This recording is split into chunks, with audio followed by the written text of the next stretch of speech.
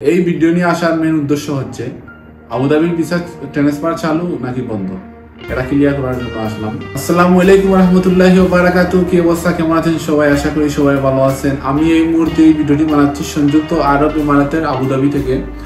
আমি এই মুহূর্তে চলে আসলাম ডিজিটাল হোম টাইপিং সেন্টারে। আমার সাথে আছেন শামীম ভাই, আপনারা দেখতেই পাচ্ছেন আমার ফ্রেন্ড মানুষ। ওনার সাথে আগেও অনেক ভিডিও করছি, উনি টাইপিং নিয়ে আসেন।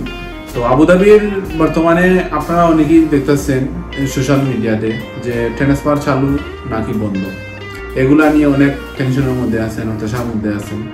তো এই ভিডিও নিয়ে আসার মেন উদ্দেশ্য হচ্ছে আবুধাবির ভিসা ট্রান্সফার চালু নাকি বন্ধ, এটা ক্লিয়ার করার জন্য আসলাম। তো বাকি কথা আমার শামীম ভাই বলবেন। হ্যালো এভরিওয়ান, সবাইকে আসসালামু আলাইকুম। সংযুক্ত আরব আমিরাতে যারা আমার ভিডিও দেখছেন আপনারা তো অবশ্যই জানছেন যে ভিসা কতটুকু কি করতে যাচ্ছে। আমি গত কয়েকদিন আগে আবুধাবিতে কয়েকজনকে ক্যান্সেল করার পর দুবাই থেকে ক্যান্সেল হয়ে আবুধাবিতে ভিসা টাইপ করেছি, সেটা হয়েছে কিন্তু সময় বেশি লাগছে। আবুধাবিতে বর্তমানে টাইপ হচ্ছে সর্বপ্রকার ভিসা টাইপ হচ্ছে নর্মাল কন্ডিশনে। আপনারা যারা ক্যান্সেল অবস্থায় আছেন, যদি টাইম থাকে আপনার বেশি, তখন আপনি আবুধাবিতে ট্রাই করেন, কারণ আবুধাবিতে অ্যাপ্রুভাল আসতে সময় লাগতেছে। এবং যাদের যাদের লাইসেন্স, যেটা এডুকেশন আলাদা, এটা কারণ বেশি সময় লাগে। এটা আগে থেকে সময় লাগতো, তার একটু স্লো। অনলাইন এবং মেইন আবুধাবিতে এমন সময় লাগে না।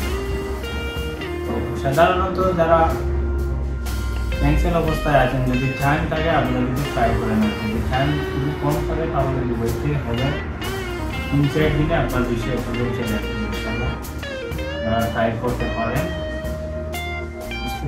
সবাই ভালো থাকবেন।